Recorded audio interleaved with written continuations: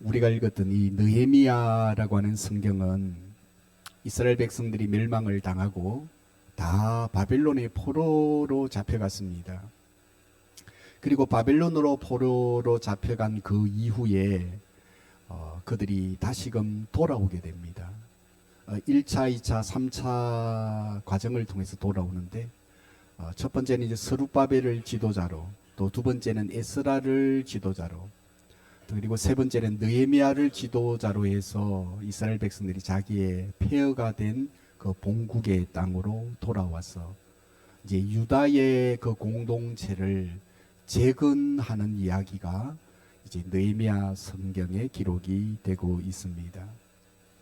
그래서 그들이 돌아와 가지고 제일 먼저 한 것은 성전을 재건하는 것이었습니다. 이제 이스라엘의 공동체의 가장 중심은 성전입니다. 이스라엘 백성들이 출애굽을 해 나갈 때에도 성막을 중심으로 해서 동서남북으로 12지파들이 텐트를 쳤습니다. 그래서 이스라엘의 공동체의 중심이 바로 성막이었습니다. 그리고 그들이 돌아와서 가장 먼저 한 사역도 성전, 무너져 버리고 불타버린 성전을 다시 재건하는 것이었습니다. 성전이 재건되고 난 다음에는 그들의 삶의 울타리인 성벽을 재건합니다. 그래서 적들이 침범하지 못하도록 성벽을 이제 돌로 이렇게 쌓는 장면들이 기록이 되고 있습니다. 근데 이 과정에 굉장한 많은 어려움과 고초가 있었습니다. 성전을 재건할 때에도 방해하는 세력들이 나타나고 그들 때문에 성전을 짓다가 오랜 시간 동안 중단이 되어졌던 그런 때도 있었습니다. 이 모든 것을 극복하고 BC 530년경에 그들은 성전을 지은 지 85년 만에 성전을 이제 재건하여 짓게 되어집니다.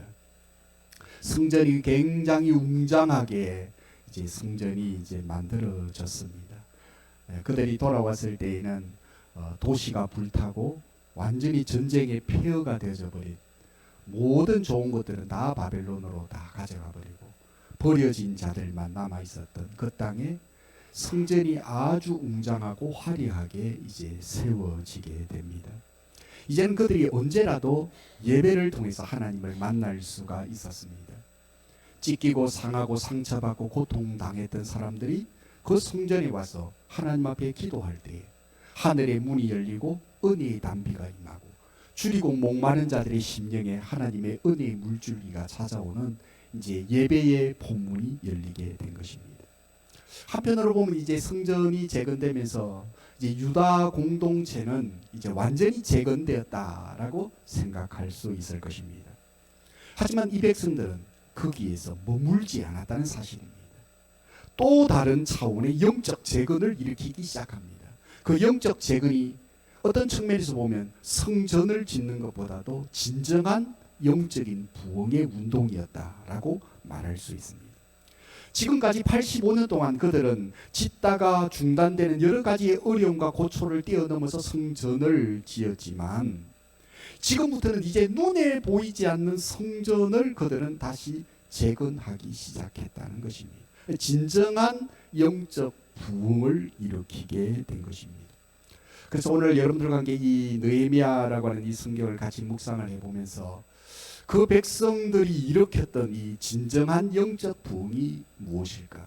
그 특징이 무엇일까? 그들은 어떻게 다시금 완전히 모든 것을 잃어버린 그 폐허의 땅에서 다시금 나라를 재건하고 신앙을 재건할 수 있었을까라고 하는 것들을 묵상을 해보면서 무너져가는 우리의 신앙, 무너져가는 이 나라를 다시 재건하는 방법이 무엇인가 하는 그 진리들을 말씀을 통해서 묵상을 해보고 우리 안에도 이런 하나님 여호와를 향한 신앙이 재건되어지는 축복이 임하기를 주의 이름으로 축원드립니다.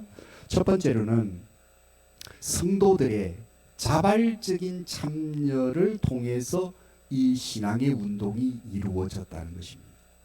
우리가 이제 느헤미야 8장을 읽었는데 이 8장부터 10장까지는 이들이 일으킨 영적 부흥에 관한 기록들이 나와 있습니다. 거기에는 주요한 세 가지의 사건이 기록돼요.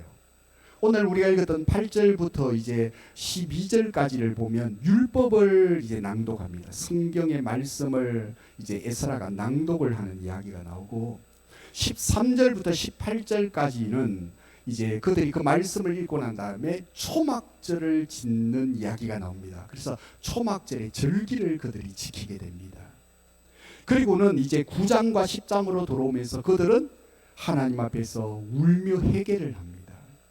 그리고는 하나님 앞에서 하나님, 우리가 이 나라가 망한 이유가 무엇입니까? 라고 하는 것을 통곡하면서 회개하고 하나님 앞에 내가 이렇게 살겠다라고 결단을 하는 이야기가 9장과 10장에 등장을 하고 있습니다.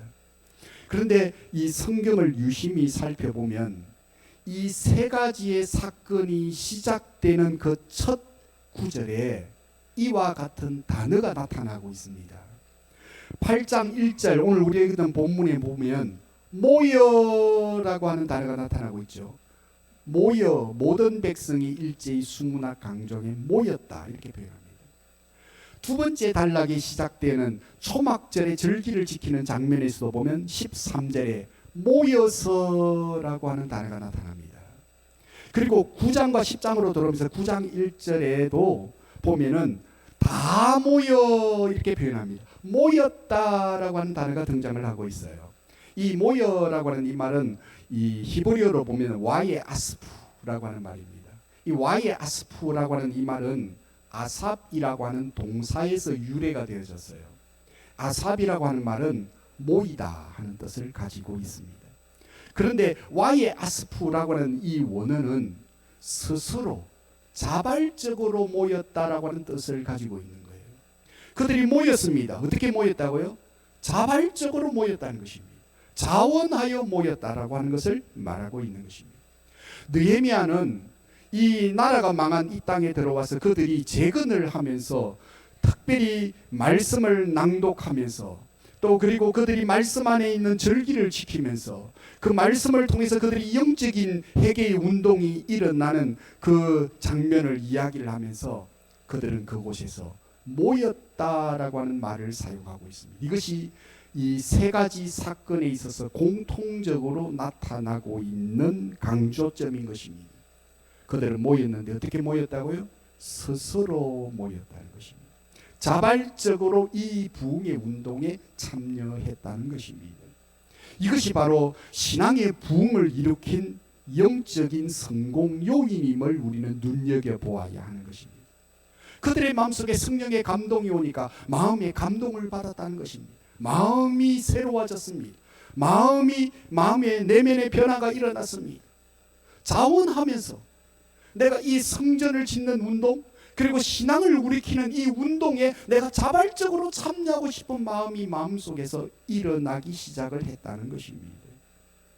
오늘 본문을 조금 더 자세히 보면 1절에 보면 모든 백성이, 이제 파란 색깔을 띠고 있습니다.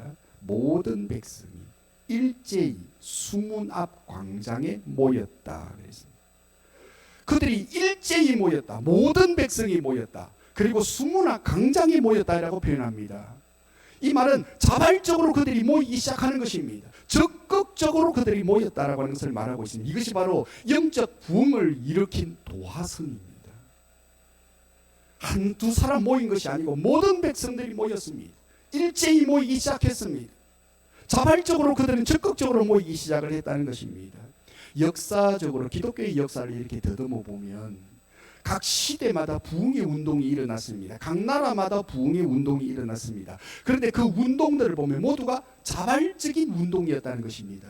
예루살렘의 초대 성령께서 불과 같은 성령의 역사가 일어났을 때 3,000명이 5,000명이 모여들었는데 그들이 누군가가 막 홍보를 하고 광고를 해서 모여든 것이 아니라 그들이 자발적으로 스스로 그들이 그 교회 공동체 안에 부흥의 역사를 경험하면서 모여들기 시작을 했다는 것입니다. 우리가 한국 기독교의 역사를 봐도 1907년도에 평양을 중심으로 해서 대각성의 부흥의 운동이 일어나는데 그때에도 온 동네의 사람들이 그냥 문을 열고 나와가지고 자발적으로 이 평양의 부흥의 운동들이 일어나는데 참여를 했다는 것입니다. 가로 근세기에 와서는 중국에도 이제 지하교회의 성령의 불의 역사가 일어나면서 중국이 경제 부흥을 일으키기 이전에 신앙의 부흥이 먼저 일어났거든요. 지금은 이제 경제 부를 이루고 난 다음에 다 뭐 선교사들 다 쫓아내버리고 추방해버리고 있지만, 어쨌거나 이 중국을 통해서도 이제 대각성의 붕이 운동이 일어났을 때 막 모든 백성들이 막 그냥 나라와 정부에서는 핍박을 하고 박해를 하는데도 막 스스로 지하에 모여갖고 막 카타콤도 아니고 막 지하에 모여가지고 그때 예배를 드리고, 잡히면 막 감옥에 가고, 감옥에 가도 또 모여서 숨어서 그때는 또 예배 드리고, 이게 자발적으로 일어난 운동이었다라고 하는 것을 이 세계의 기독교의 역사는 우리에게 말해주고 있는 것입니다. 그리고 그 자발적인 신앙의 운동이 일어났을 때 사회가 개혁되어지고 제도가 개혁되어지고 의식이 바뀌어졌다라고 하는 것을 알 수가 있는 것입니다. 문제는 안타깝게 이 시대를 살아가는 우리 시대에는 이 자발적인 신앙의 운동들이 사라져가고 있다는 것입니다. 이 자율성이 사라져가고 있어요. 성령님이 주시는 이 내 마음 깊은 곳에서 일어나는 신앙의 열심들이 사라져가고 있는 것입니다. 초대 교회로부터 일어났던 이 신앙의 자발적인 운동이 일어났던 이 운동들이 중세 시대 15세기로 들어가면, 중세 시대로 들어갔을 때 신앙이 변질됩니다. 그래서 그 시대의 기독교가 이제 가톨릭으로 이제 바뀌어지거든요. 근데 그 중세의 가톨릭이 지배했던 그 시대 속에는 신앙생활을 하는데 알맹이가 없는 거예요. 미사를 드리는데 진짜 중요한 게 없는 거예요. 예배를 드리는데 의식과 제도와 형식은 있는데 진짜 있어야 되는 그 성령님이 주시는 자발적인 신앙의 운동, 하나님의 은혜를 사모하는 이 운동이 없는 거예요.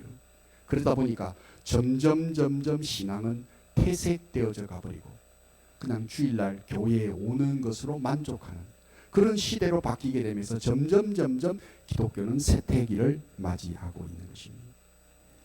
오늘날 독일 교회를 우리가 유심히 살펴보면 독일 교회는 형식적으로 겉으로 보기에는 기독교 국가입니다. 사실은 종교 개혁이 바로 그 나라를 중심으로 해서 이루어졌거든요. 그래서 형식적으로는 그 나라가 기독교의 국가로 지칭되어져 있습니다. 그래서 국민들 모두가 종교세를 내요. 세금을 내는데 모든 국민들이 종교세를 냅니다. 그리고 성직자들은 나라에서 주는 사례를 받아요. 교회에서 주는 게 아니고. 모든 국민들이 내는 그 종교세를 가지고 성직자들에게 사례를 줍니다. 나라가 주는 것이죠. 그만큼 이제 겉으로 보기에는 완전히 기독교 국가라고 말할 수 있습니다. 요즘 우리로 말하면 준공무원에 속합니다. 신부도 그렇고 목사도 그렇고 성직자들은 나라에서 월급을 주는 것입니다. 그리고 교회를 운영할 때에도 나라가 주는 돈을 가지고 교회를 운영합니다. 지역사회를 섬깁니다. 그런데 정작 주일날 그 교회에 오는 사람이 몇 프로인 줄 아세요? 3% 미만입니다. 겉으로 보기엔 기독교 국가예요. 성직자들에게 나라에서 월급을 주고 사례도 줍니다. 교회에서 하는 게 없어요. 교회의 모든 활동도 나라에서 다 그 자금들이 다 나옵니다. 그런데 진짜 주일날 와서 예배 드리는 국민들은 3% 미만이라는 사실입니다. 이것을 어떻게 참교회라고 말할 수가 있겠습니까? 자발적으로 모이지 않는 것입니다. 현대 기독교가 가면 갈수록 자발적인 모임들이 사라져가고 있다는 것입니다. 이게 기독교의 위기인 것이죠. 신앙의 위기입니다. 나의 신앙의 위기에 우리가 그런 시대를 살아가고 있는 것입니다. 오늘날 한국 교회의 모습들도 더듬어 보면 모이기를 힘쓰지 않아요. 주일 오전에, 오후에, 또 수요일날 새벽에 잘 모이지를 않습니다. 바쁘다고 핑계합니다. 시간이 없다고 이야기를 합니다. 하나님께 드릴 시간이 없다는 것입니다. 그러면서 내 내면의 신앙의 불이 꺼져가고 있는 것입니다.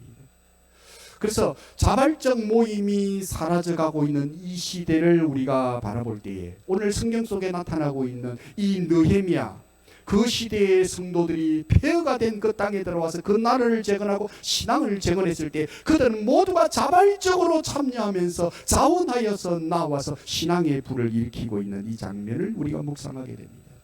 초창기 한국 교회가 부흥을 했을 때에 그들은 모두가 자발적으로 모여들었습니다. 자발적으로 모여서 예배하고 찬양하고 하나님 앞에 영광을 올려드렸을 때 그곳에 성령의 불이 떨어졌던 것이죠. 우리 안에 이 신앙의 자율성이 회복되어져야 하는 것입니다. 교회가 심령이 가정이 부흥을 하려면 자발적인 이 모임의 운동들이 뜨겁게 일어나야만 하는 것이죠. 놀라운 사실은 성경이 우리에게 말하기를 말세로 가면 갈수록, 주님이 오실 날이 가까워지면 가까워질수록 모이기를 패하는 자들이 일어나게 된다라고 성경이 우리에게 가르쳐주고 있습니다.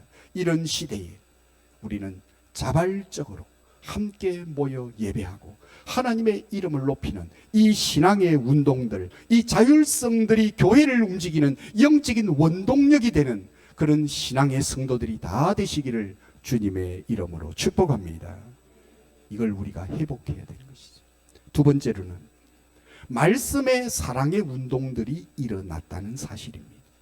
우리는 이 본문을 통해서 주목해 보아야 할 것이 뭔가 하면 그들이 자발적으로 모여서 대체 뭘 했느냐 하는 것입니다.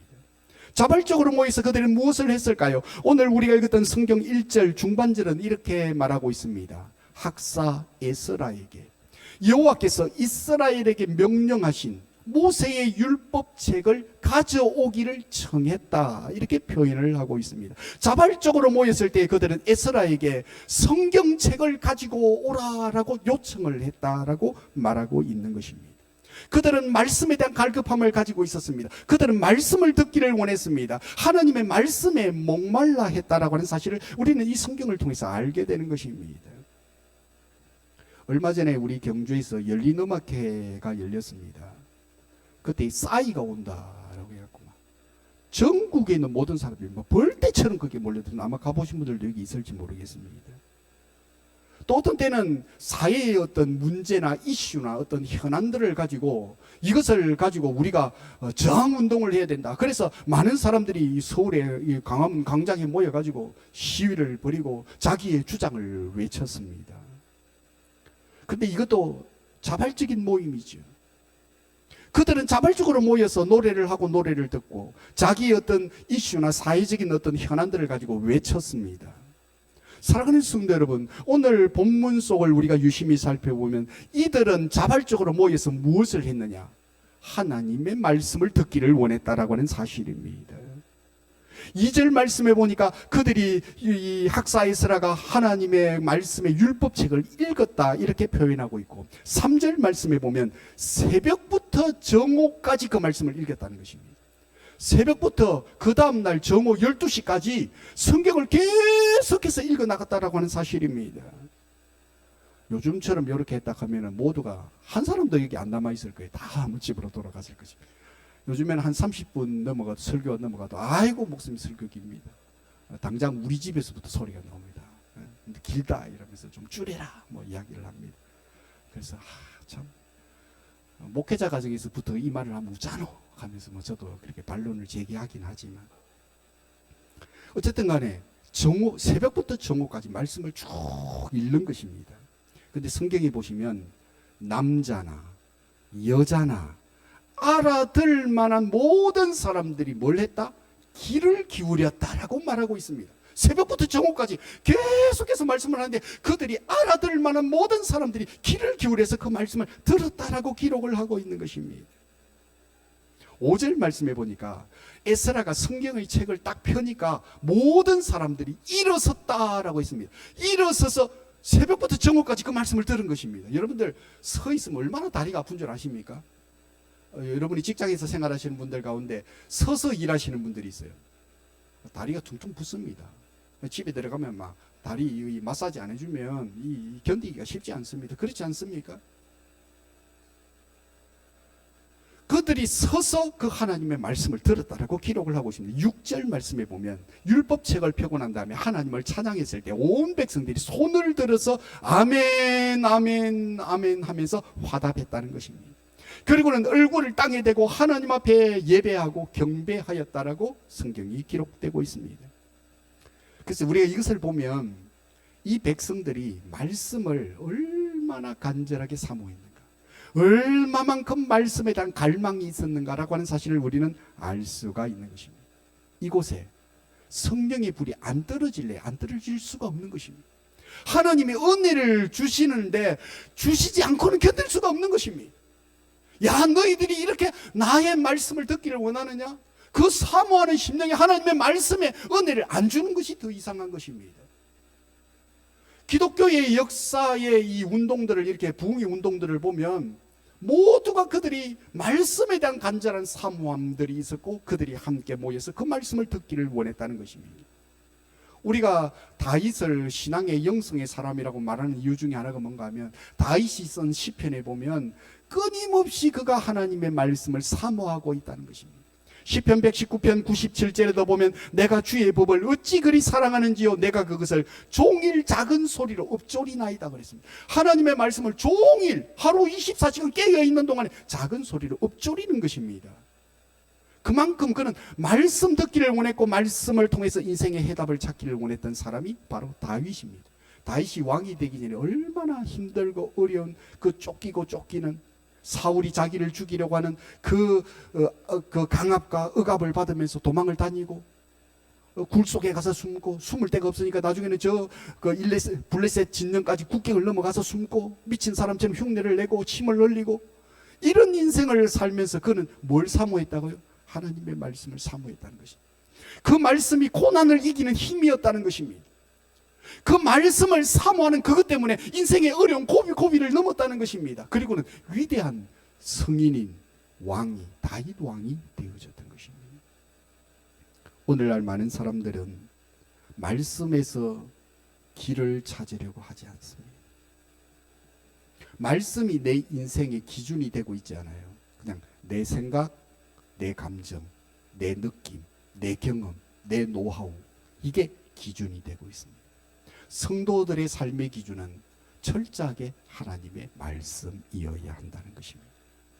지금 이 이스라엘 백성들은 꿈에도 그리던 예루살렘의 성전을 재건했습니다. 그리고는 봉헌하여 하나님 앞에 그 성전을 봉헌하여 올려드렸습니다. 그런데 이제 그들이 원하면 언제든지 하나님 앞에 예배를 드릴 수가 있습니다.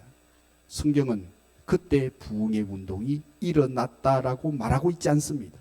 야, 이제 성전을 재건했으니까 이제 부흥이 왔다 그렇게 말하고 있지 않다는 것입니다. 그거로는 충분하지 않는 거예요. 그럼 뭐가 있어야 되느냐? 모든 백성들의 마음속에 말씀에 대한 역사의 운동들이 일어나야만 하는 것입니다. 우리 안에 진정한 부흥은 말씀을 통해서 옵니다. 사랑하는 성도들이여, 오늘부터 성경 백독하기가 11월 달까지 진행이 됩니다. 이번에 말씀을 여러분이 사모하면서 말씀을 읽어 나가면 하나님이 지혜와 힘과 능력과 위로와 소망을 말씀을 통해서 우리에게 주십니다. 지금은 하나님께서는 말씀을 통해서 우리에게 찾아오시는 하나님을 만나는 시대입니다.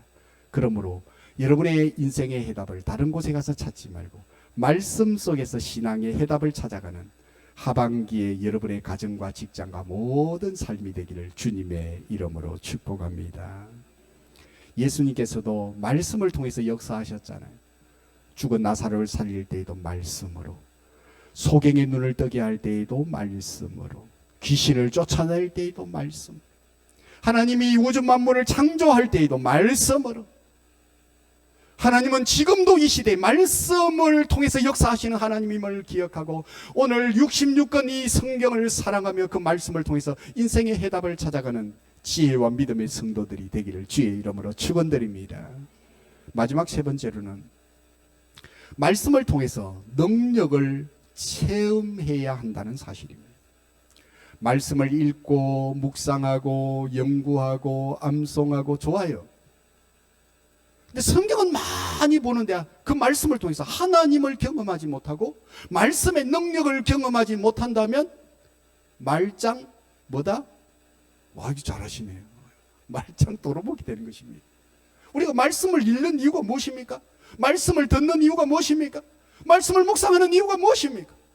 그 말씀을 통해서 하나님을 만나고 하나님의 능력을 경험하고 그 말씀을 통해서 우리에게 인생의 해답과 해안을 열어주시고 우리의 무거운 채증들이 다 그 말씀을 통해서 떠나가는 하나님의 능력을 경험하기 위해서 우리가 말씀을 사모하고 말씀 앞에 서는 것입니다. 이게 올 때까지 해야 한다는 것입니다. 많은 사람들은 여기서 읽는 것으로 끝나버려요. 듣는 것으로 끝납니다. 묵상하는 것으로 끝납니다. 그래서 말씀에 대한 지식은 많아요. 그런데 말씀을 경험해 본 적이 없는 거예요. 그래서 우리의 신앙이 생명력 있는 신앙이 되지 못하고 있는지도 모릅니다. 자발적으로 이 백성들은 참여했습니다. 모임에 참여했어요. 그들은 함께 모여서 말씀을 사모했습니다. 말씀을 사랑했습니다. 그러나 이것은 신앙의 부흥이 일어난 간접적인 원인이었어요. 직접적이고 실질적인 원인은 말씀을 통해 그들이 능력을 경험했다는 사실. 8절과 9절의 말씀을 보십시오. 하나님의 율법책을 낭독하고 그 뜻을 해석하여 백성에게 그 낭독하는 것을 다 깨닫게 하니 백성이 율법의 말씀을 듣고 다 어떻게 했다고요? 우는지라 라고 표현하고 있어요. 말씀을 들었습니다. 말씀이 깨달음이 왔습니다. 그 말씀을 해석해 주실 때 내가 이전에 알지 못했던 그 말씀에 깨달음과 해안이 왔습니다. 그때 성령께서 불과 같이 역사하셔서 그들의 마음속에 뜨거운 열망들이 생겨나면서 여기저기서 울음소리가 들리기 시작을 했다는 것입니다.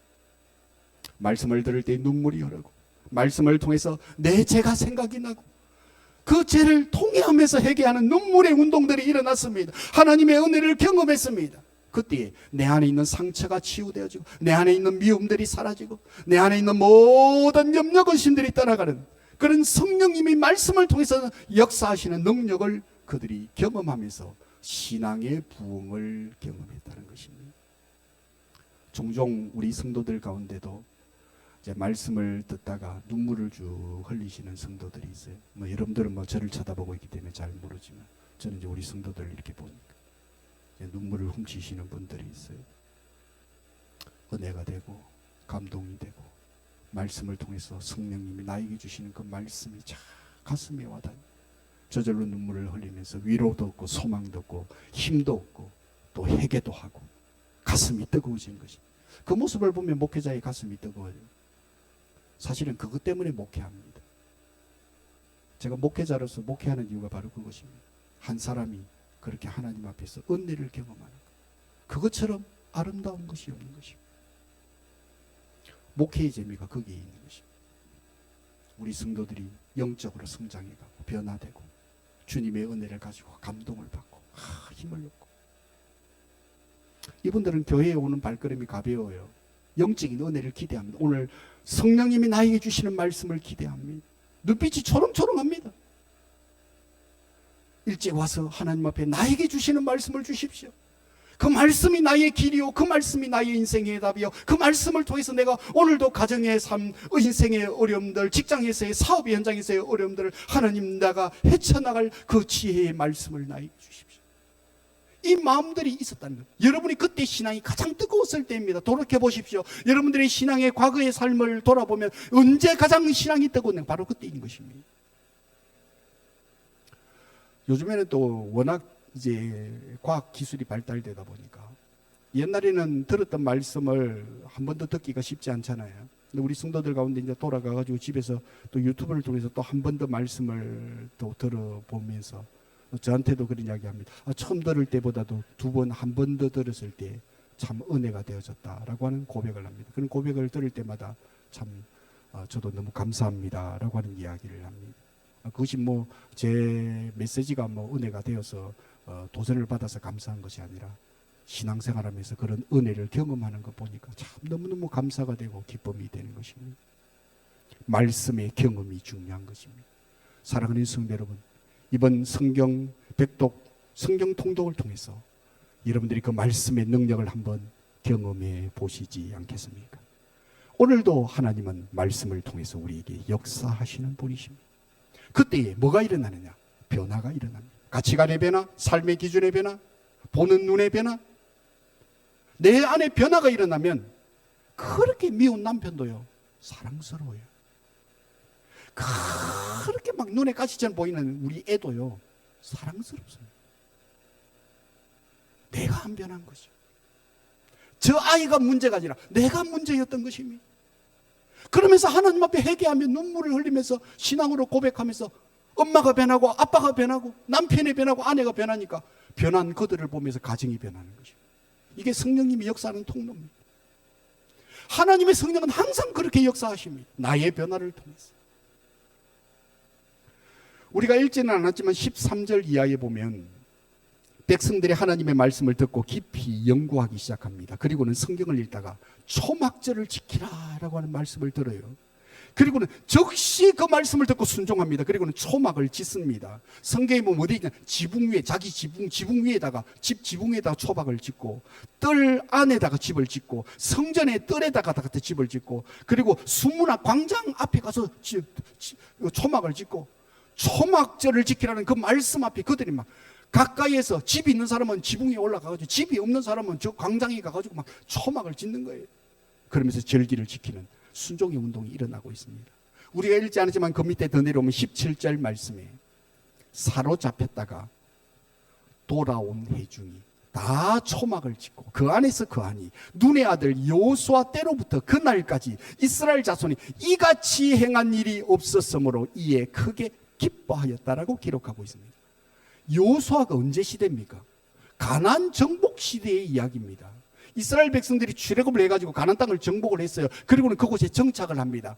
이스라엘의 민족이 세워졌던, 국가가 세워졌던 초창기가 바로 여호수아 시대입니다. 그런데 그 여호수아 시대 때부터 시작했고, 나라가 망하고 난 다음에 그 백성들이 돌아온 그 시기까지 이와 같이 행한 일이 없었다. 온 국민들이 대대적으로 하나님의 말씀 앞에 순종하고 있는 것입니다. 그때 여호와의 신앙이 재건되어졌습니다. 나라가 재건되어졌습니다. 완전히 바벨론에 의해서 초토화되고 불타버리고 폐허가 되어버린 그 이스라엘 땅에 다시 한번 하나님의 나라가 이루어지기 시작했던 것입니다. 말씀을 마무리하려고 합니다. 우리 교회가 눈에 보이는 교회당을 건축하는 과제를 안고 있습니다만, 눈에 보이는 성전을 재건하기 전에 눈에 보이지 않는 성전을 먼저 재건해야 하는 것입니다. 말씀으로 나의 신앙의 집을 재건해야 하는 것입니다. 남의 신앙의 집, 그건 관심 갖지 말고, 아이고 저래 갖고 신앙생활 제대로, 그거 말하지 마. 내 신앙은 내가 지켜야 되는 것입니다. 내 신앙에 성령의 불이 다시금 뜨거워져야 하는 것입니다. 사랑하는 성도 여러분, 느헤미야 시대의 이 성도들처럼 자발적으로 모임에 적극적으로 참여해 보시지 않겠습니까? 함께 모여서 말씀의 신앙의 운동들을 일으켜 보시지 않겠습니까? 이번 성경 통독 백독하기, 그리고 지난주부터 시작된 이 수요일의 중보 특별 기도회, 이 기도가 여러분들의 변화의 불씨가 되기를 바랍니다. 그래서 그 말씀의 능력을 경험하는 그런 하반기에 여러분의 가정과 교회와 여러분의 직장의 삶이 되어져서 우리 한 해 마지막에는 하나님 앞에 감사의 영광을 올려드리는, 그런 영광을 올려드리는 날이 되도록 신앙의 부흥을 말씀 안에서 일으키는 우리 경주수문계 모든 신앙의 공동체가 되기를 주의 이름으로 축복합니다. 축복합니다. 축복합니다.